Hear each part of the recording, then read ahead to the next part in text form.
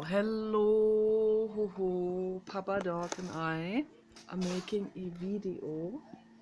Here is my Papa Dog. Yes, he made himself a nest. Yes, and he has clay on him, bentonite clay, because I am treating everything with that and it works. So this video is for Sober and Mike. So Mike, his YouTube name is Living Free.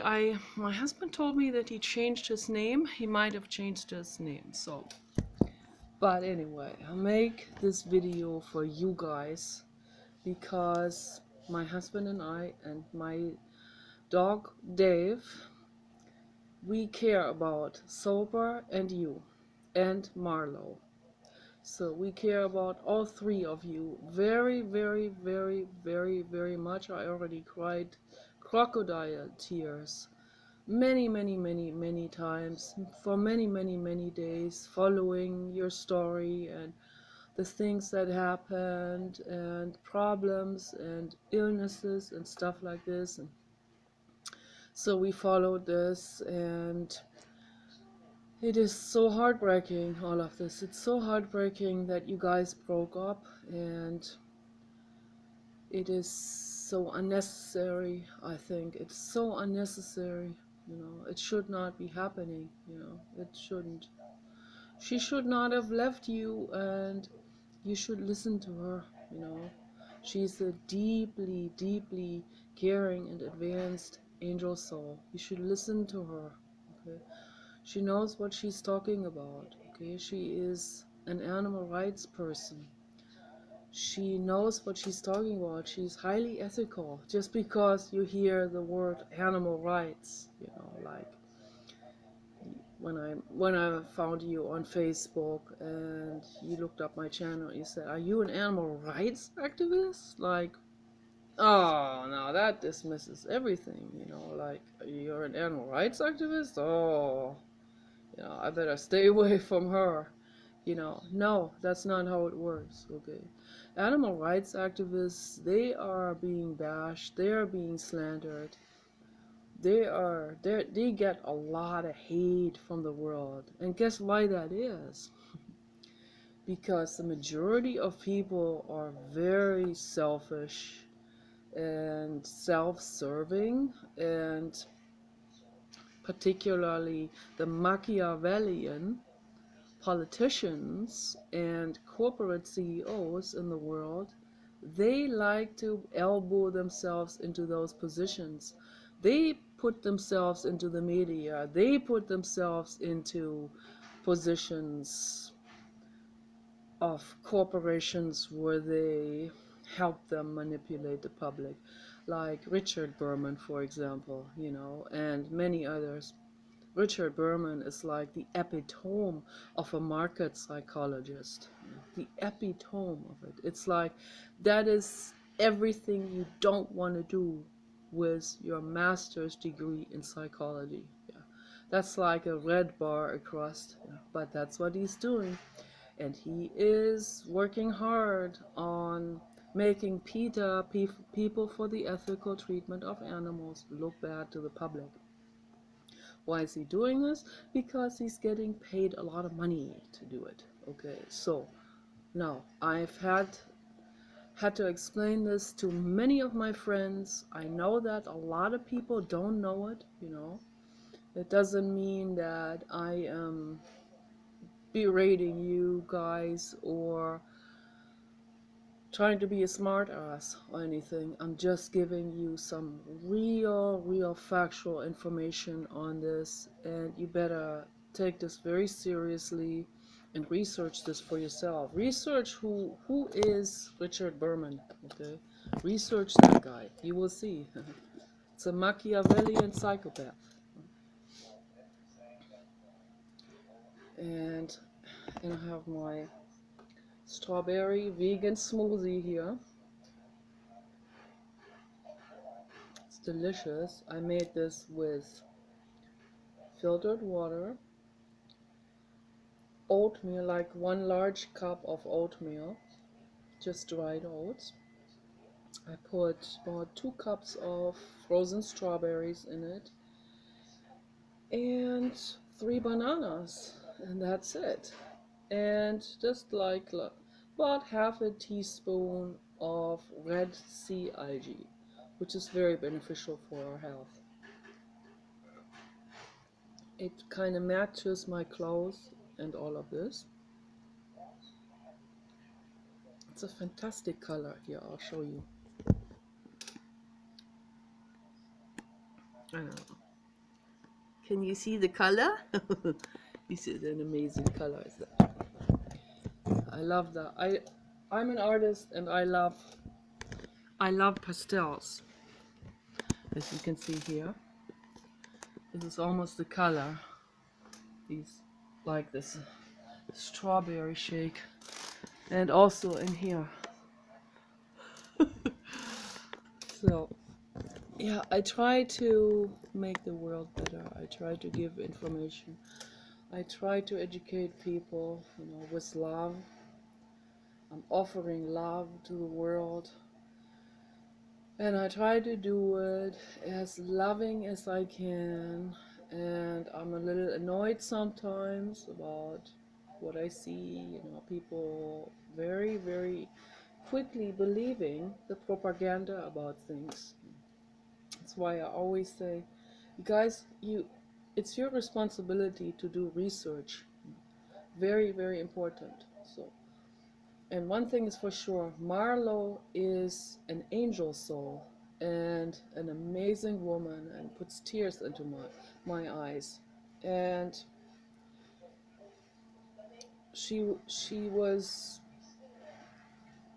is the mother of Sober, and you are Sober's father, and you belong together. So bring her back into your life. And my message to Marlo is, go back to Mike and Sober. Even if you don't agree on some things, and we can't always agree on everything. My husband and I, we don't agree on everything. I mean, we have very, very vast differences in a lot of things. But the basic things, they are totally unison, and that is animal rights, that is saving this planet, that is completely green living, And to me, that is the most important basis for a relationship or any kind of partnership. That we agree on that, because that is love. That is caring for the planet, caring for the animals. That is love. That's true love. That's compassion. So that's the infinite cosmos. That's more important than anything else in a relationship. So that's why, I hope that you guys get back together, because it was so nice seeing you together.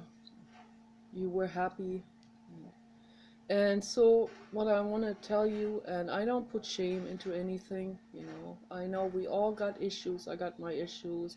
I got my addictions. And I'm just worried for everyone out there in the world. And so when I see people having alcohol problems, I tell people, man, there is absolutely not one single second option to continue like this. Not a second longer, not a minute longer, not a day longer. Okay. So if you are drinking alcohol, you got to quit right now. Right now. Pour that stuff into the drain, or better not, just give it away. Throw it out. Pour it into the compost. That's better than having that go into watersheds. Do not put that into your precious brain cells, okay? Never, never, never, never, never. So quit the alcohol, quit all substances, for anyone out there. So that's my message. I feel very strongly about this. I know how bad alcohol is. I've tried it. You know, I quit all of this at age 25 because an inner voice told me this is a dead-end street. This isn't going anywhere. It's not going anywhere. It's just where it goes to is it not just the dead end, literally, but it is a dwindling of torture every day. It's alcoholism is torture, absolute horror, absolute horror. And I've seen people taking it to that extreme. I've seen people like people over 60 that never quit, and even people that are very prosperous. You know, one guy is a psychiatrist. What a double standard, all of this. You know. A lot of physicians, it's like, wow. It's like it stands in such contrast. You're supposed to help, right? But, you know, a physician does not learn about healing. A physician is basically a servant of the pharma industry. That's all they are. And they don't even know it. They don't even question it, most of them. So it's very sad. And then their lives are miserable themselves. They don't even know why. And I've seen so many people, you know, seen so many oldies that they never quit. They never quit when they were supposed to quit. When they didn't even have an inner voice, I think. So they just kept going. And I know from two girlfriends of mine, they didn't even know each other. They were living in the same community. They were both my friends, and I talked to them a lot, and we wrote each other emails a lot. And with Joanna, I talked on Skype a lot, and Rita I met in person a lot, and Joanna too. We went hiking. So they were my best friends, Joanna and Rita. I don't know, they moved away now, but both of their husbands, they are now over 70. I don't even know if they're still alive, you know, so I have no idea. But both of their husbands, one is a psychiatrist and one is a real estate investor. Both of them made money and they're smart with that. But when it comes to taking care of their own health, they didn't, you know, at all. Um, I don't know if Joanna's husband was smoking. I think he was smoking too. And drinking, both of them. They were putting only terrible things into their bodies, you know, nicotine and alcohol. And particularly smoke is really, really bad for the lungs. And Rita and Joanna told me, you know, it was hard to hear this, you know, over a course of, I don't know, a year or two. They were telling me about their husbands going in and out of the hospital, how they were suffering. Rita called her husband, I think, what did she call him? A mothman or something like this, because he looked so sick in the end. He couldn't even get up anymore. He was like, he became like a zombie or something, and constantly in the hospital, and such extreme suffering, you know, when they tried to get him off the substance. They had to get him some kind of substitute or something, you know, I don't know, methadone or whatever they give as a substitute, you know, something that calms down the nerves. It's also real toxic, but sort of like to transition out of it. And they also give that to people who are withdrawing from heroin. And alcohol is equally addictive, and nicotine. And and cocaine. All of these substances are extremely addictive, and it rides people into a ruin, a complete ruin. So I'm telling you guys, you know, don't do that to your precious bodies. Mike, we love you. We love you infinitely much. We love Sober infinitely much, and we love Marlo infinitely much. We want to see you guys back together as a family. So it's making me real sad. And my brother, I pray to the blue God, to the infinite cosmos, that my brother gets off all the substances.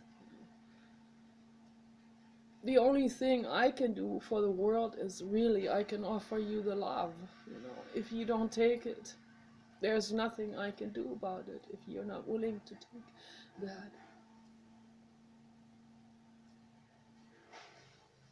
So the only thing I can do is really I can comment, I can go into chat rooms, I can go onto Facebook, I can make YouTube videos. Maybe I'll make myself an Instagram account and post stuff there. I don't know how to reach the public. My stuff doesn't reach the public. It's not interesting enough. It's not flashy. I don't show nudes. It's not controversial enough. It's controversial enough for companies not to advertise, or you know, also because I don't have any viewers.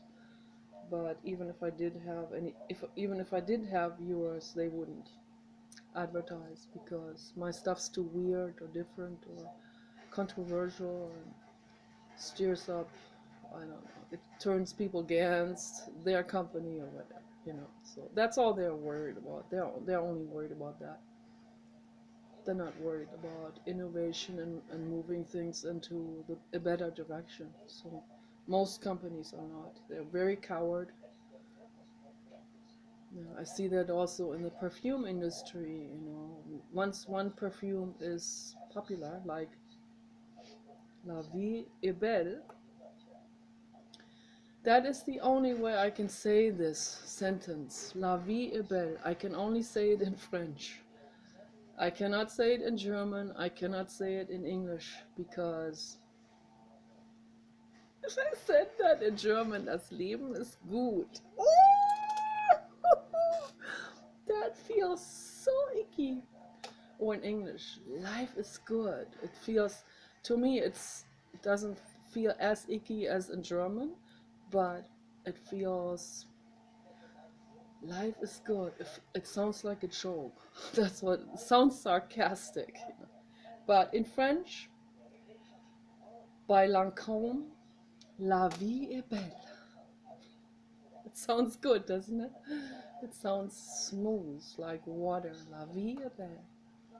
And I think that there's something to it if we look at how we can make life better. You know, with perfume oils like La Vie Est Belle by Lancôme. And so I dedicate this perfume oil to Sober. And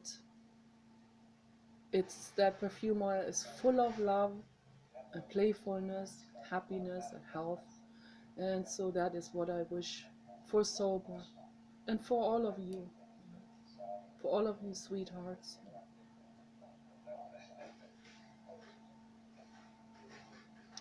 And I know, Mike, you care very deeply. You're a very sweet person. Don't hurt yourself. Don't ruin your brain, your precious, caring, good-hearted brain. Don't ruin it. Don't do that to yourself, man. You can do it. You can bring all of your strengths together. It's basically, it's not so much of like, yeah, I gotta now strive myself in that direction. It's not about strive. It's about, I see it. Yeah, that's about it. You see it. Once you see the truth, once you see what it does, when you really realize what the alcohol does to you, There is no return. The door is closed. Okay? The brain closes that door to that option that you thought you had. It's not an option. Suffering is not an option, because not only you suffer from it, but you make others suffer from it as well if you're on that course. Okay. So get off that alcohol course. Get off that right now. Right now. Okay. There's no return. Once you see what it does, and you, I know you care, and if you really see it, there's no way that you can continue to do this. It's not an option at all.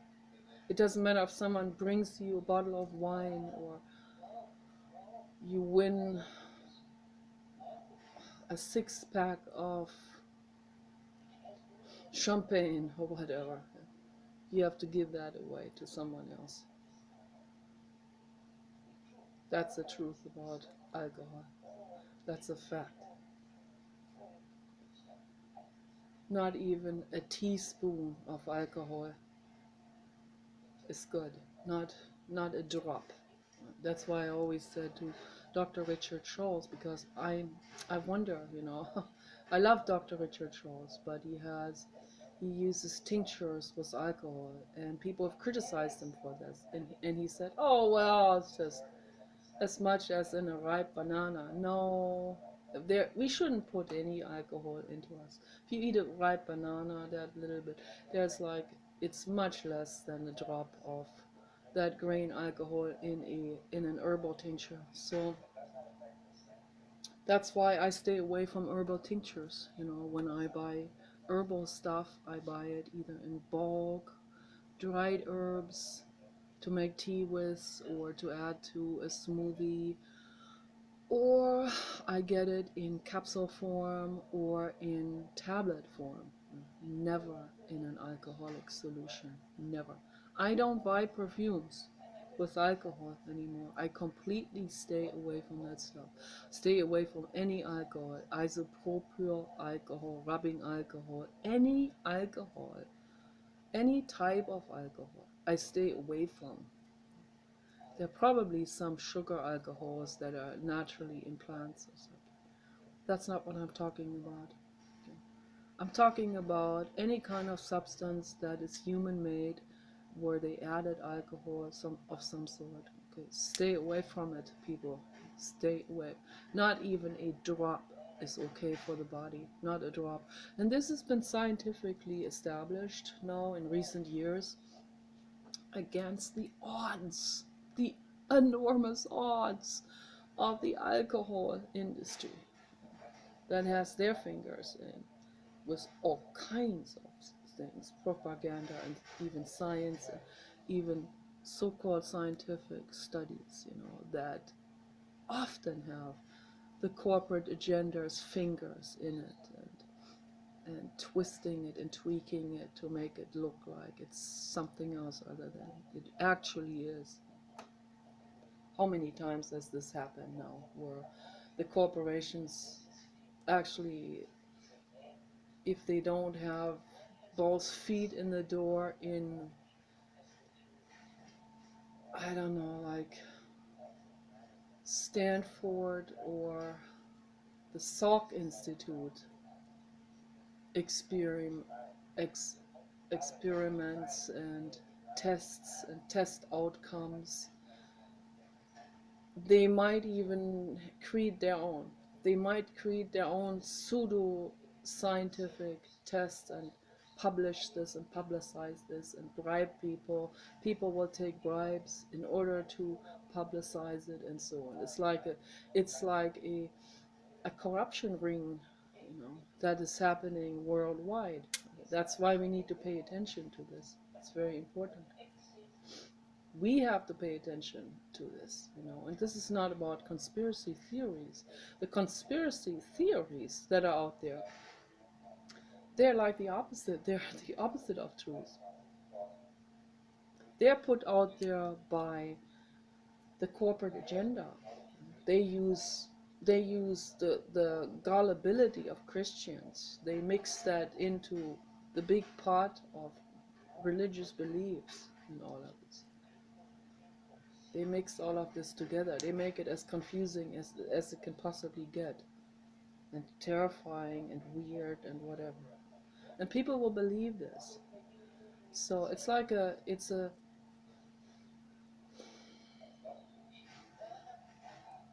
they use a, what's that name? They use a wrong, you know, path giver. They use a wrong path sign in the desert that says this direction, when in fact they're just leading you astray. So the path sign that leads you nowhere, that's what they're doing. Because they want to lead you away from the truth. That's what they're trying to do. They try to distract the public from the actual truth. The actual truth is extreme corruption and a corporate ring of corruption, of bribery. That's the real truth. As Rockefeller said, every man has his price. That statement's almost true, because he should have said human. Every human has his or her price. But it's like, it's almost every human, almost. It's very high percentage. I don't know, 99.9% or something. And they go, oh, well, it doesn't hurt anything. That would happen without me. Let me take the $1,000. That's the attitude. That happens. That is on the mild level. So if you take it a level higher, people will go, oh, well, I need to support my family. The heck with the others. Well, that's a level higher. And then the highest level, if you categorize this into 3 levels, the highest level corruption is psychopathic, where they know what they're doing 100%, and they're doing it just for profit maximization, and they know that it will cause severe suffering to the world, to sentient beings. So that's corruption of the highest level, and it's happening all the time. And that's why every single person is responsible to research these things and do something about it. Sign petitions, write petitions, circulate petitions, do something about it, speak out, become a politician. If you care, you need to become a politician. We don't have enough caring politicians. So if you care, you better become a politician. So I see all of this now, looking back on my life, that, I studied the wrong subjects. I studied psychology. I should have studied business and law, and I should have gone into politics. But I didn't know. I was very naive. I thought, oh, well, if people are interested in politics, they should become politicians, and they'll do all of this for us, and they will fix things. No, they don't. No, they don't. It's the wrong people, the Machiavellians, that get into that business, of politics. Most of them, except for a handful of people that are there to help. So my video is dedicated to Sober, and that she may heal, and that she will heal her infections and